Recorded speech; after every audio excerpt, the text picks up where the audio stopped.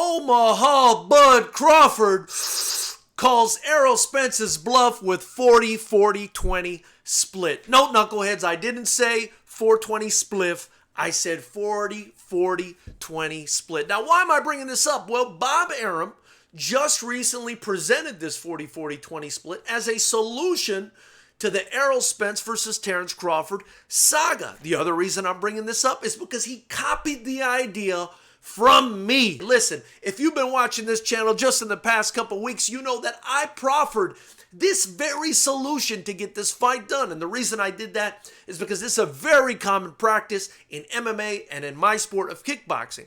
What you do is you give the fighters a certain amount of money to show up, and then you give them a certain amount of money if they win. And that's what a 40-40 split is. When you got two guys that are about even, like Spence and Crawford are, I think, as far as fighting skills go, you give 40% to each guy to make them feel like they're being treated equally, and you leave the 20% for the winner. That incentivizes these guys to fight hard and win this fight. Now, there are a lot of boxing wannabe businessmen and ignorance on the Spence side of the fence that are going to say, well, he's a bigger draw based on pay-per-view numbers, so he deserves the lion's share of the purse. And to those people, I say, that's not only a poisonous mentality to have for boxing, but is Errol Spence really a bigger draw than Terrence Crawford? Well, let's address that first.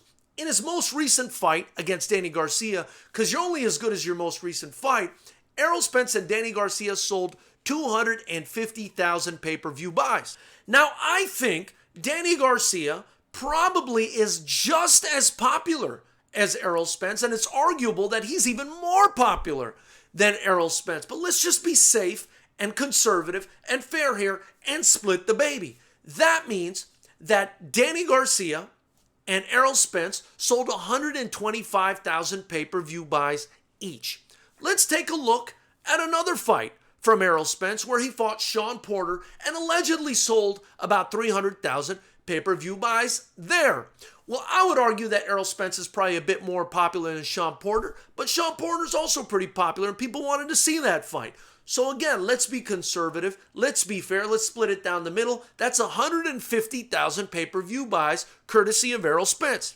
Finally, let's take a look at Errol Spence versus Mexican-American star Mikey Garcia, which did 360,000 pay-per-view buys. Again, you gotta take into consideration Mikey Garcia's popularity.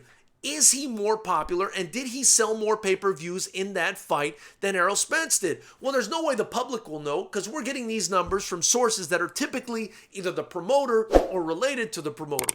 But that being said, let's be conservative, let's be fair, let's split it down the middle. That's 180,000 pay-per-view buys courtesy of Errol Spence Jr. That means 125,000, 150,000, 180,000. Roughly, Errol Spence is averaging about 150,000 pay-per-view buys. Now, let's take a look at Terrence Crawford's pay-per-view numbers. Terrence Crawford's last pay-per-view was a long time ago against a way over the hill, had his girlfriend snatched from him by Anthony Joshua, Amir Khan.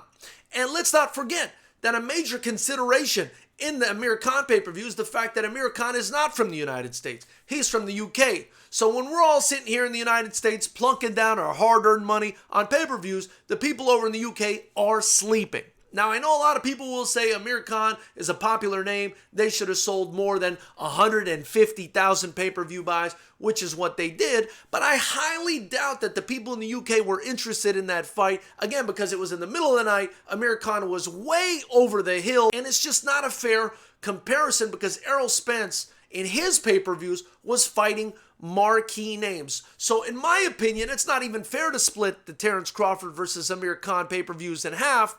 But again, 150,000 pay-per-view buys, and I think the majority of those were for Terrence Crawford. Now, I want you to take these numbers with a grain of salt because typically they come from either the promoter themselves or from some goofy journalist on YouTube that has a fetishist allegiance to one of these promoters. We see it all the time. But we do have information from third-party companies that can help us gauge what kind of draw these guys are. One of those companies is the Nielsen Corporation, which is a global marketing research firm. And they did research regarding the viewership of a couple of Terence Crawford's fights. And I think the information is very valuable, and I wanted to share it with you guys.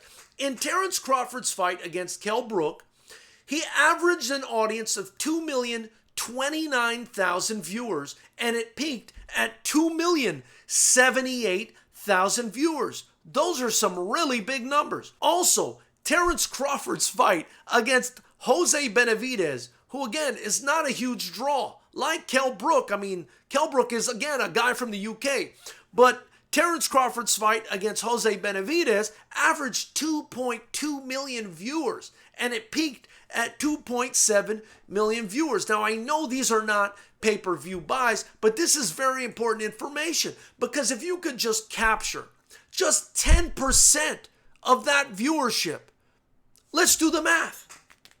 10% of 2.7 million viewers is 270,000 pay-per-view buys. 10% of 2 million viewers is 200,000 pay-per-view buys. So to say that Errol Spence has some sort of significant drawing power over Terence Crawford is absolute bullshit in my opinion, but people are going to believe what they want to believe. Now, regarding the people who think that the bigger draw should always earn the most money, riddle me this. Logan Paul is in the top 50 pay-per-view sales of all time in his fight against KSI. That means that if you're of that mindset and Logan Paul were one day to fight Errol Spence, you believe that Logan Paul and KSI, because they're bigger pay-per-view stars than Errol Spence, because he's not even in that top 50, you believe that each one of those guys deserve more money than Errol Spence. I would hate to be of that mentality. Knuckleheads, let me know what you think in the comments below. After that, I want you to hit the like button. Then after you do that, subscribe, hit the bell notification icon next to it, and join the channel. Just $5 a month, 16 cents a day. You can help me build this channel and a promotion. Finally, don't forget to get your FightersRep gear below. It'll help me continue to build the channel and the promotion. I look forward to hearing what you guys have to say about this one.